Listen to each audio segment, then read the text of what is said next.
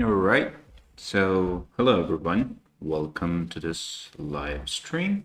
Um, for 30 minutes, we're gonna explore container networking, Kubernetes networking, and everything basic. So, this stream would be about the beginning of understanding the whole networking and observability, which will have, I'm assuming, 4 or 5 other sessions. By the end of these streams, we we can create clusters that have networking and observability. All right, so let's start with commands because I'm not good with words. All right. Now, first of all, what is a container? Container is a resource inside the Linux.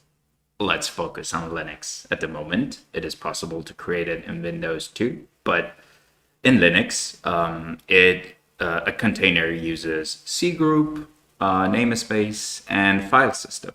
So each one of these components deal with some sort of either restriction or a sandbox environment for our containers. Now, the namespace part is an isolated sandbox for your application. Now,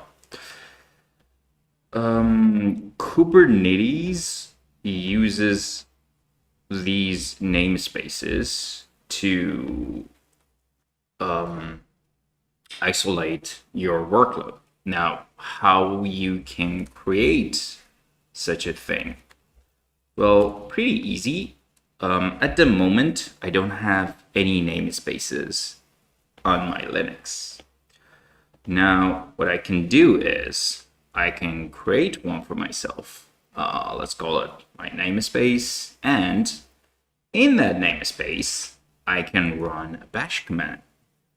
Now, at the moment, if we come here, find our passwords, and type IP net ns list, you can see there is a new namespace, which we just created.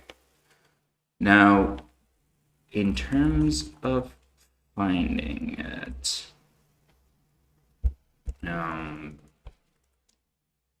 you can see there is a bash somewhere. If we do IP net namespace, we'll get the namespace that we created. Now, if I get out of it, the namespace still exists.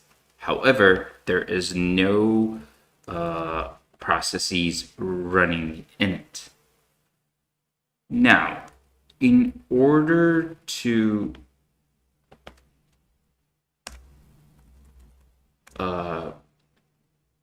have connectivity, network connectivity in this namespace, we need to somehow connect it to our actual Linux kernel, to our actual networking card via the Linux kernel. Now, at the moment, my system has couple of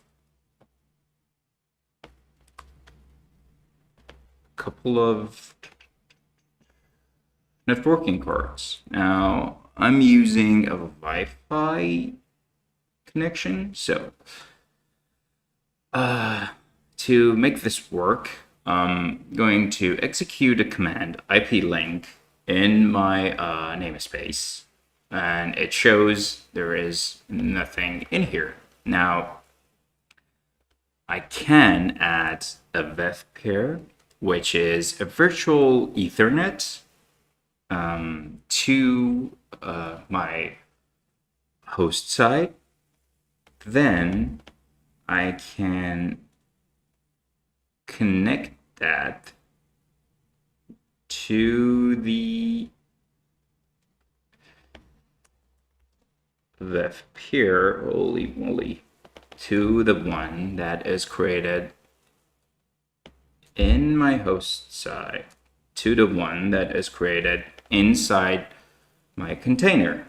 Now, in order to establish the connectivity, you either need to obey by the rules of layer 2 MAC addresses, or you need to go one layer above and provide IP addresses. Well, for this demo, let's create connectivity with IP addresses.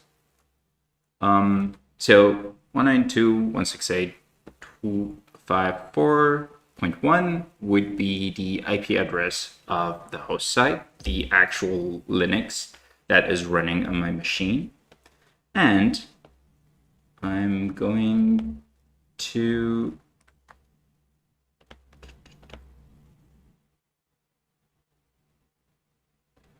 add another IP address, but this time I'm going to execute the command inside the namespace.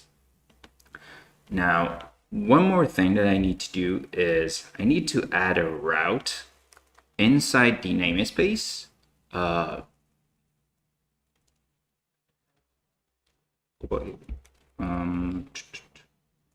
Actually, I don't need to because it is.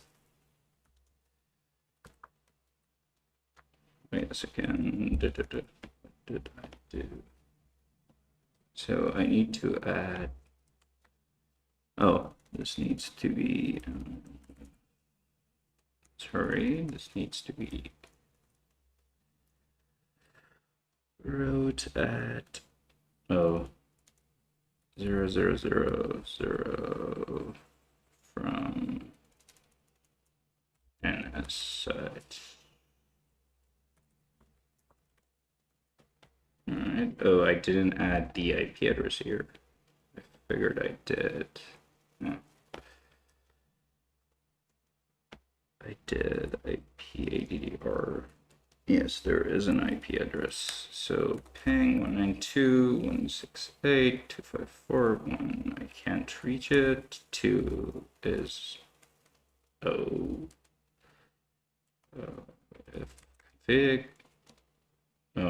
IP-ADDR. All right.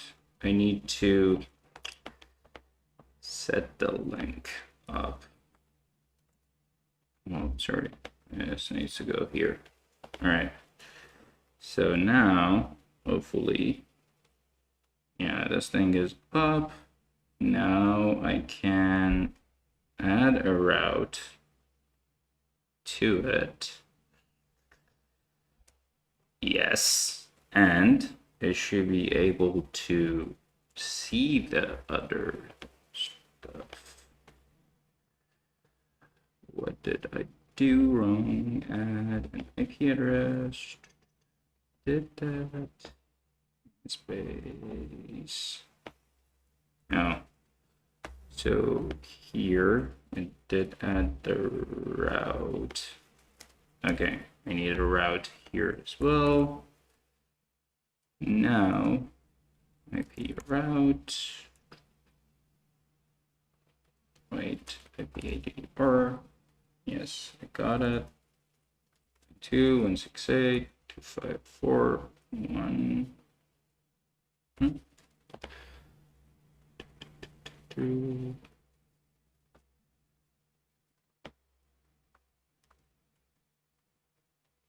So I did bring both links up. It did have the 124.1. And now in the host side, I did add an IP address, yes. In the namespace side. Oh shoot, I need to disable my firewall. Huh? So the moral of the story is always disable the firewall first if you want to do a tutorial. Yes. All right. So everything is working and hopefully. All right. So layer 3 communication is established. At the moment, I'm inside of my namespace, and in this terminal, I'm inside my Linux, so I can 2542 ping my namespace, and from here I can ping my Linux. All right. So, by the way, don't worry about the commands or anything. I'll post everything into the. Actually, I post the correct ones that you can just copy paste inside the GitHub. So you don't have to go through the embarrassing part of figuring out what's going on. So at the moment, we explored the namespaces. So namespaces, just isolation.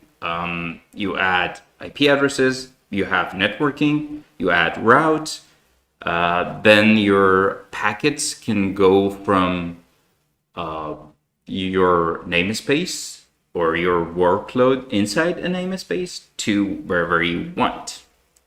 Now, adding to that, there will be a file system.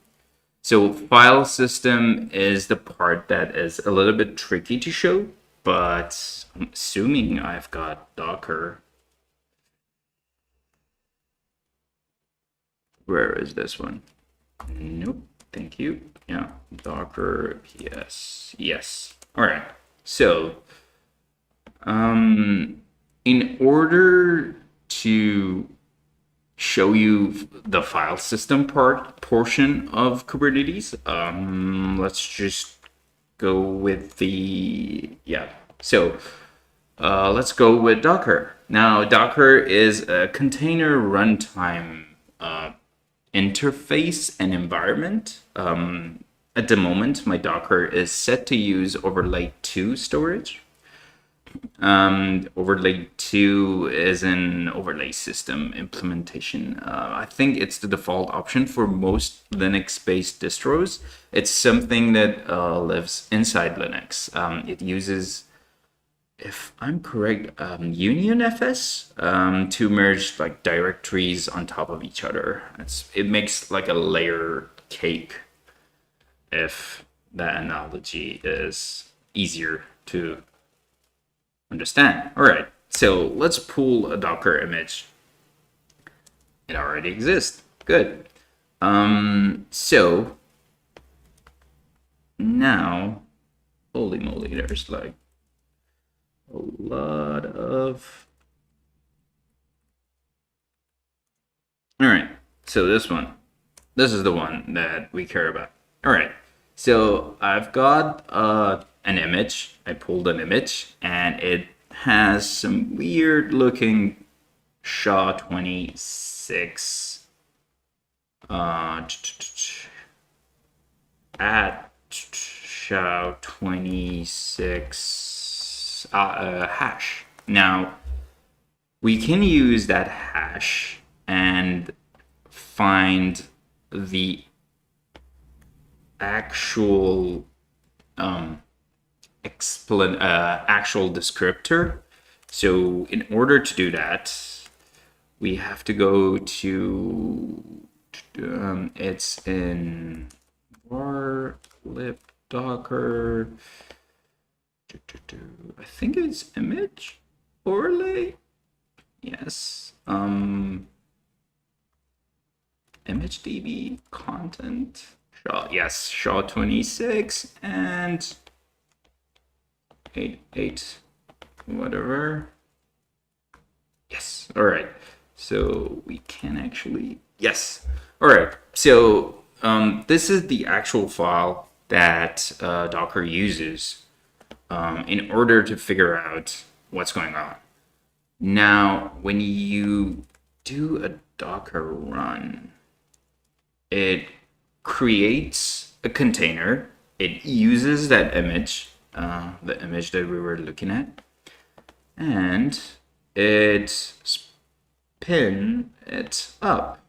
Now, if we look to the overlays here, you can see there is a new entry, which is the Docker overlay, or the lower directory and the upper directory. So this is the lower directory. That would be the starting point, and the upper directories are on top of it. So these two don't change. However, the working directory is the place that you put your changes in there. Like if you change something inside your container, that's the place that it goes into. Now, back to the last part, which is C groups. So C group is a way of allocating resources to something inside Linux. Now, you can combine C groups with containers. So,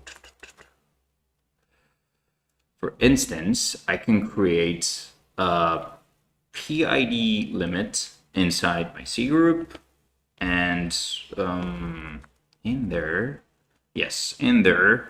Linux will populate some stuff. I can go and change some of it.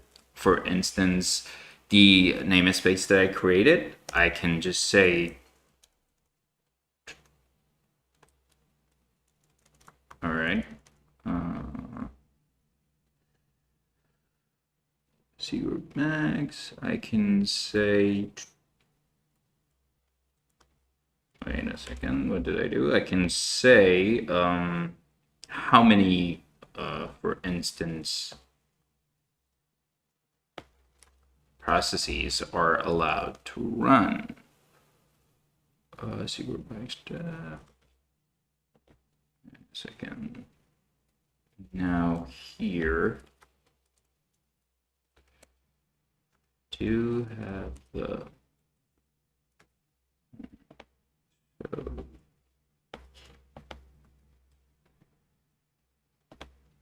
let me just figure out what else is preventing me from completing my demo.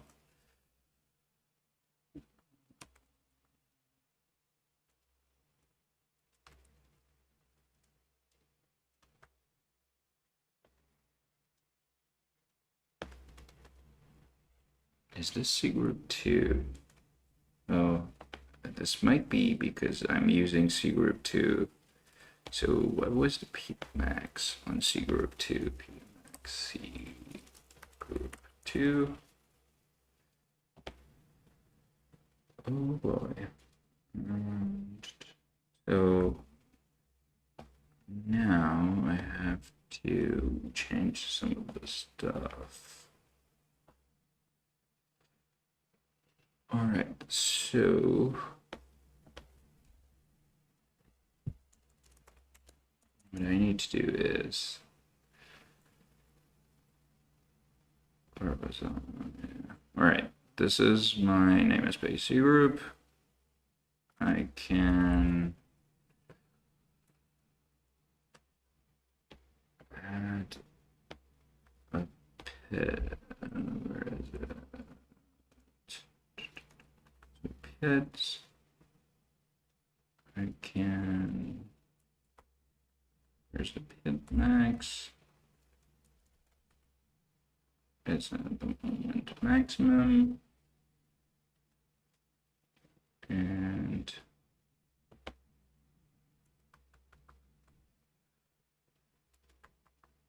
in a C group. Oh,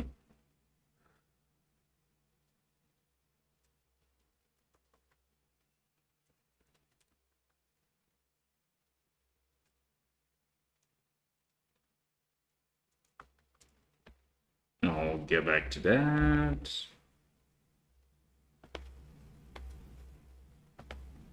So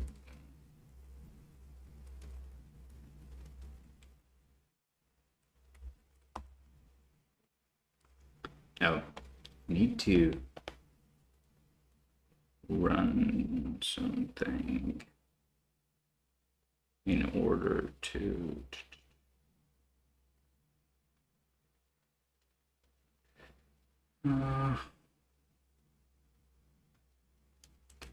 nope.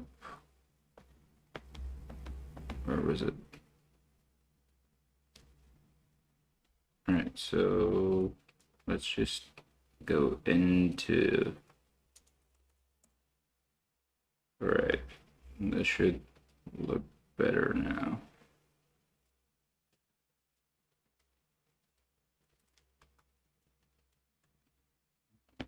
Now I should be able to. So if you're curious what is happening, I'm having a brain aneurysm in order to figure out what is the problem that I caused for this version of Linux.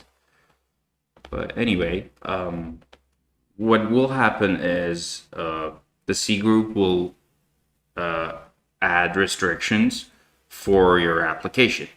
All right. Now, skipping that, the whole idea of Kubernetes is it will automatically configure these things for you. So let's see how Kubernetes does it. So GitHub, there is my profile. All right, so for this demo, I'm going to use Kind. It will create a very basic Kubernetes cluster for me without me going through the pain of figuring out what is going on. All right, so one thing to note is that when you're using Kind, it comes with CNI. CNI is the part that configures the networking, and it depends on the CNI, but there are lots of other things. For instance, policy enforcement, observability, like layer 7 proxying, these sort of stuff that a CNI can affect. But again, we're going through steps. So at the moment, let's just figure out the networking and see how it is done. So basically, when you install Kubernetes, it will hook into different parts, different applications, for instance, the container runtime environment, in order to create your workloads, pull images for containers, run containers. It will hook into the C group to enforce restrictions, and it will interact with the kernel to create namespaces. Now, by default, Kubernetes doesn't have a networking. So by default, Kubernetes doesn't come with networking. The networking part is an abstract thing that you can implement later. So when you are done installing a Kubernetes, like a vanilla one, bare metal, or a bare metal, or like VMs in cloud provider, where nobody installs a CNI for you, this is what you will get. If you do a kubectl get nodes, it will come as not ready.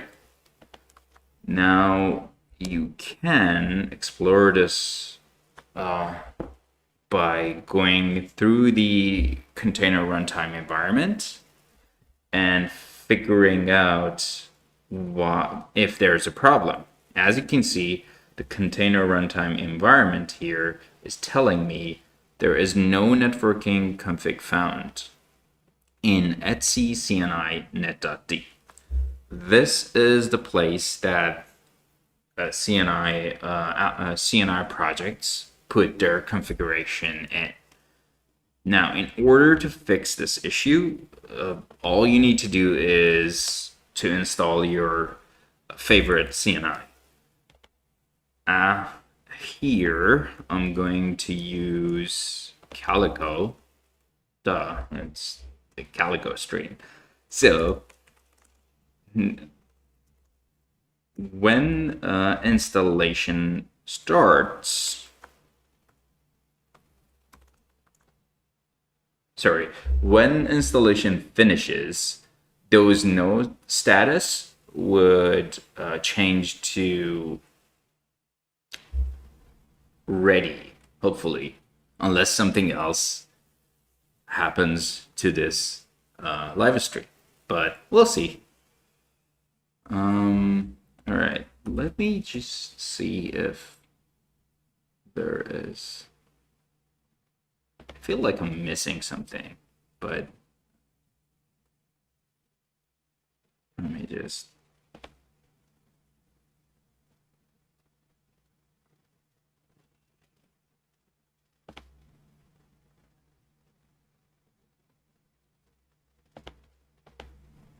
Oh, by the way, if you got any sort of topic that you want to go through, just add it as an issue to the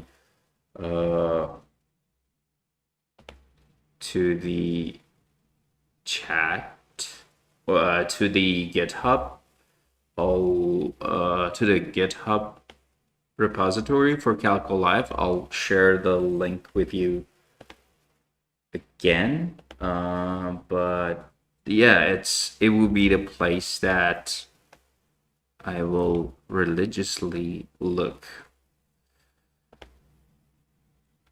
Oh, by the way, I forgot to check out the chat. There are a couple of people saying hello. Hey everyone, sorry, it's the first stream.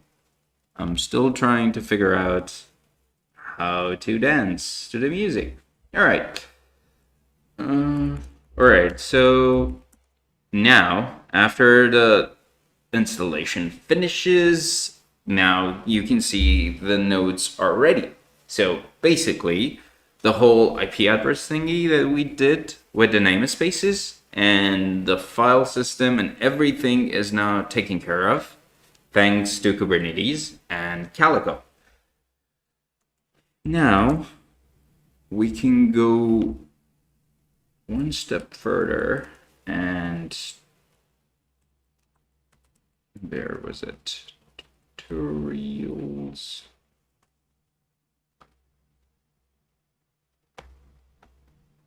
Next, we can actually run an application on our cluster, if I can find my notes. And that would be very good. All right, so let's run an application. Where are my notes? Anyone seen them?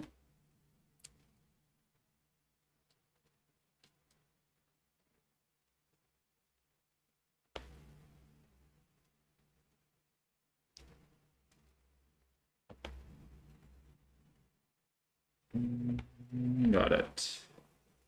Oh no. Implementing, yes. All right, so now let's go ahead and actually do something with our cluster. Now I'm going to install the Google, what was it? Google Micro Services demo, because it was the first thing that I could find on the internet. Cattle rollout. What was it? Front end. It's a deployment. Oh, rollout status.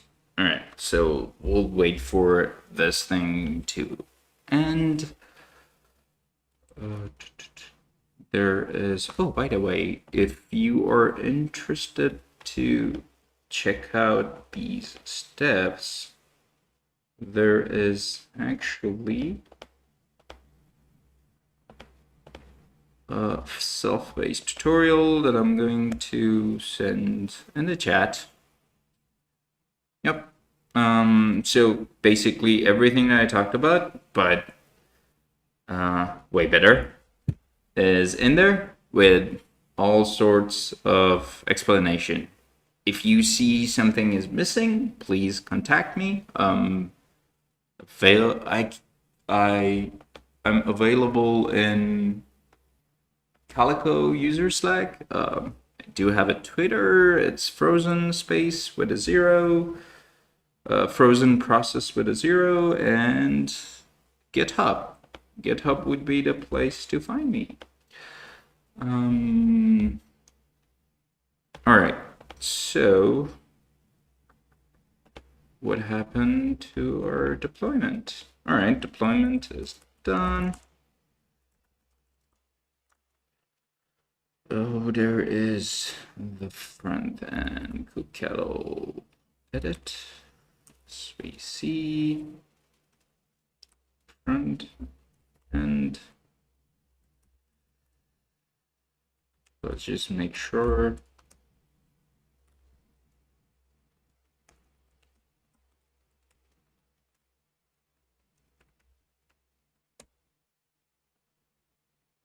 That we can connect to our, oh, it's node port, not node IP. Thank you. Get SVC. All right, what is the port? What is the, now in order 172.18.04, so 172.18.04. By the way, since the stream was going very well, I'm going off script and we'll see what will happen. All right, there was something crashing. Let's figure out what is the problem with this thing. Limit open. All right, gotta roll out, restart. Card service deployment. Hopefully this will fix it. I think I need to allocate more memory to this canned. Yeah, we'll come back to this later, but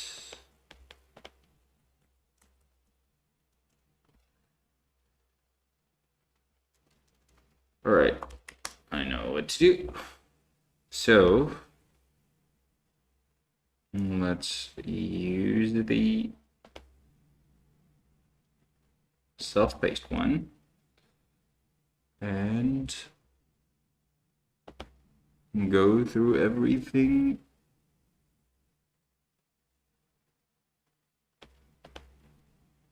in a step-by-step way. Project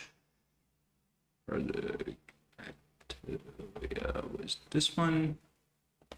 Oh yeah, way better. Okay, so just do this thing. Hopefully you guys can watch me too. All right, so if you come to tutorials, go to basics. Actually, I need a bigger.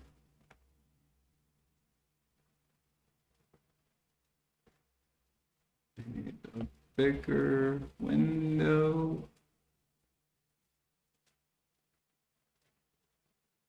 All right, that's better.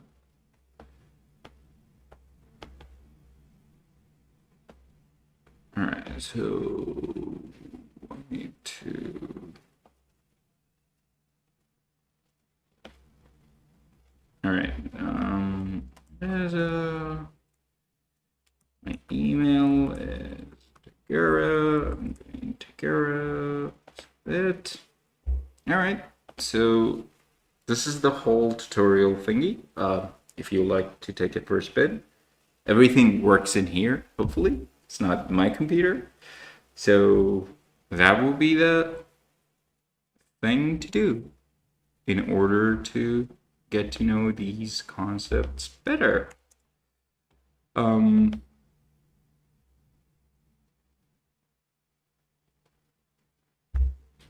we have to wait 2 minutes. All right. Now, in this 2 minutes, maybe we can troubleshoot what is going on with the pod. Locale log.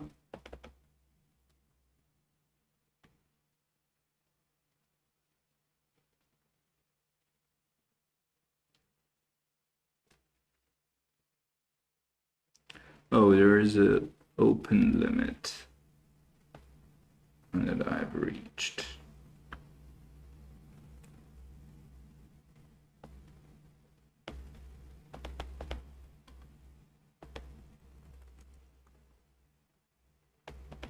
Now, what I need to do is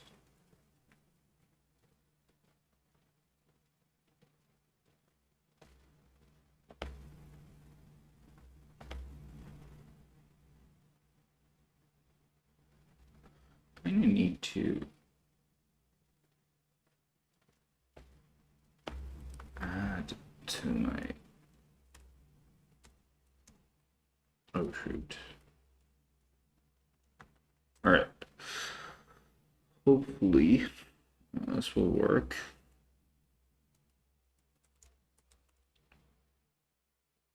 So the amount of open files that I could have on my system was lower than expected. That's why that pod was not working. After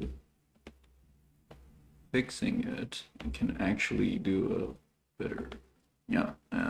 Now everything is running. 172. Where's the IP address? So Calico get nodes. All right. Live shows, eh? All right, so now I should be able to do Calico get SVC.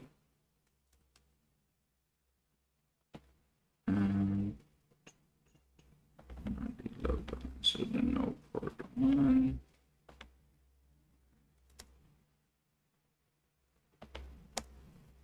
And I should be able to get the demo part going.